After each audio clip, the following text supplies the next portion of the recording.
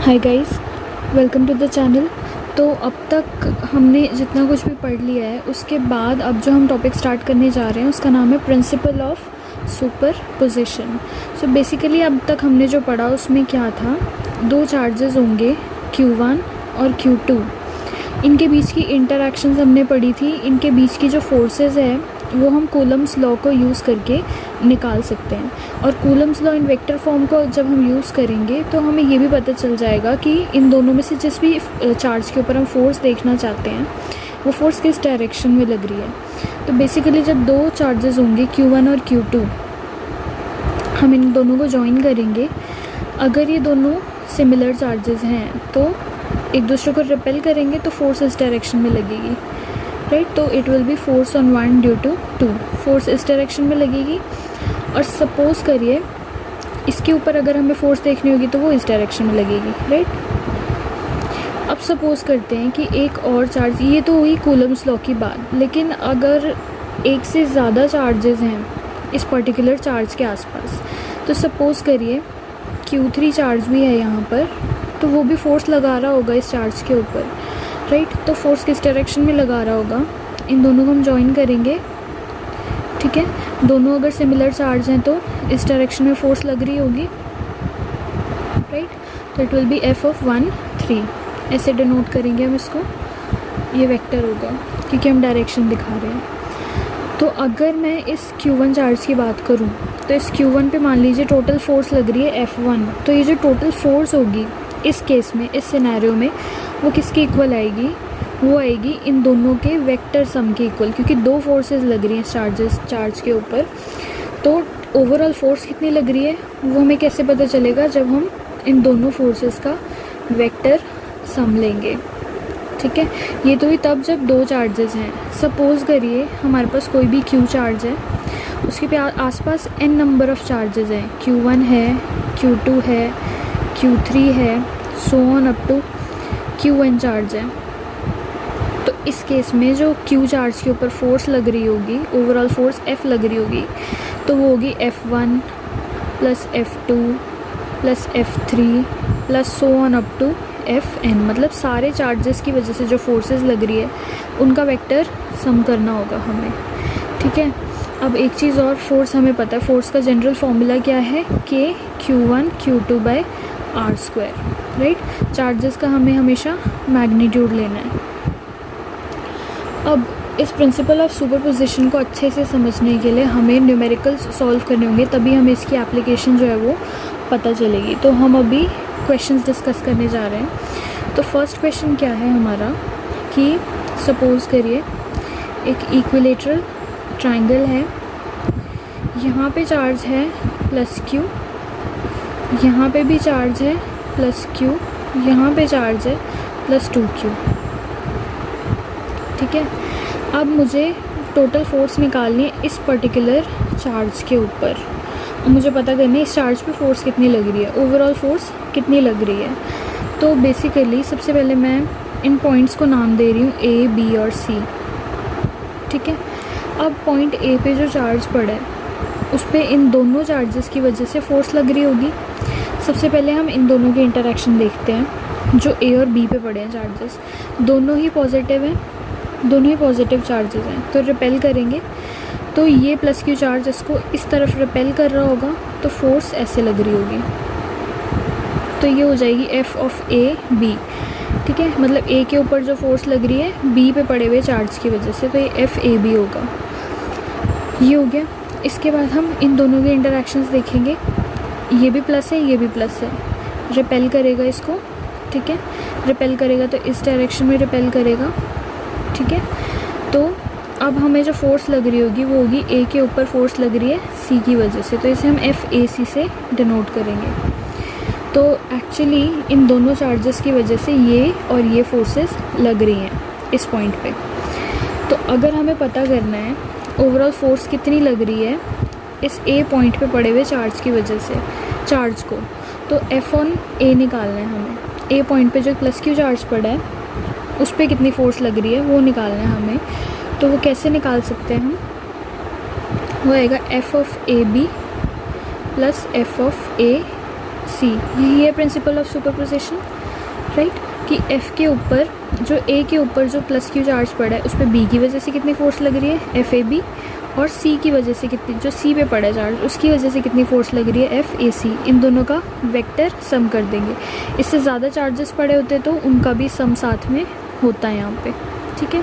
अब हमें पता है फोर्स का फॉर्मूला क्या होता है, K Q1 Q2 by R square. इस फॉर्मूला को हमें यूज़ करना है।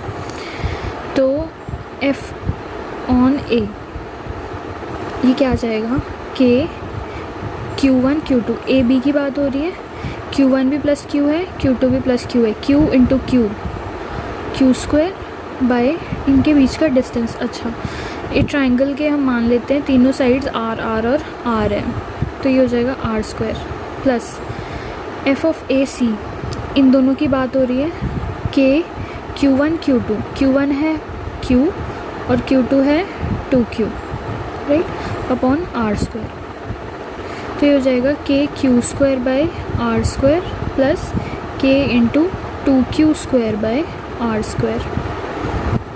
अब हमें क्या करना है, हम इन दोनों में से K Q square by R square common निकाल सकते हैं। तो हमारे पास क्या बचेगा, 1 + 2, तो हमारे पास ये वैल्यू आएगी 3KQ square by R square. तो ये होगी हमारी टोटल फोर्स जो इस ए पॉइंट पे पड़े प्लस क्यू चार्ज के ऊपर लग रही है इन दोनों चार्जेस की वजह से। अब सिमिलरली आप इस पॉइंट बी पे पड़े हुए चार्ज पे जो फोर्स लग रही है वो भी निकाल सकते हैं, और इस सी पॉइंट पे पड़े हुए चार्ज पे जो ओवरऑल फोर्स लग रही है वो भी निकाल सकते हैं सिमिलर मेथड से। इस वाले बी पे जो फोर्स लग रही होगी वो तो सेम ही होगी, राइट। आप कैलकुलेट करके भी देख सकते हैं, और प्लस क्यू के ऊपर भी आप कैलकुलेट कर सकते हैं सिमिलर तरीके से। तो ये हो गया हमारा फर्स्ट न्यूमेरिकल।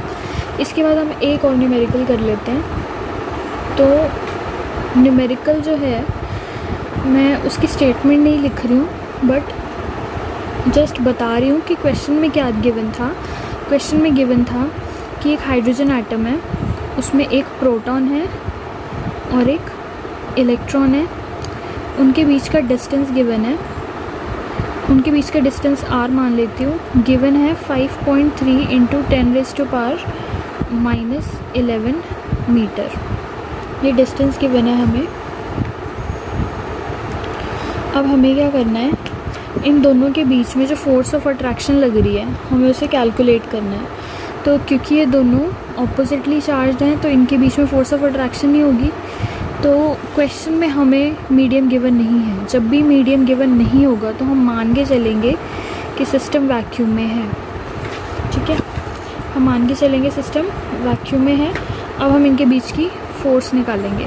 फ़ोर्स का फॉर्मूला हमें पता है क्या होता है, F = K Q1 Q2 mod by R square. अब K क्या होता है हमारा 1/4 पाई एप्सिलॉन नॉट, है ना। और इसकी वैल्यू कितनी होती है, 9 × 10⁻⁹ न्यूटन मीटर स्क्वायर पर कूलम स्क्वायर, अप्रॉक्सीमेटली इतनी होती है। तो K की वैल्यू हम डाल देंगे 9 × 10⁻⁹। Q1 और Q2 कितने होंगे, 1.6 × 10⁻⁻19 कूलम ही होंगे दोनों। बट जो प्रोटॉन है उसके केस में साइन होगा प्लस का, इलेक्ट्रॉन के केस में साइन होगा माइनस का। बट हम क्या करते हैं, हम मोड लेते हैं। तो मोड का मतलब क्या होता है, नेगेटिव साइन इग्नोर होता है उसके केस में। तो Q1 भी यही होगा, Q2 भी यही होगा, तो मैं इसका स्क्वायर लिख सकती हूँ, ठीक है, divided by R square. R square मतलब डिस्टेंस स्क्वायर, 5.3 × 10⁻11 इसका स्क्वायर।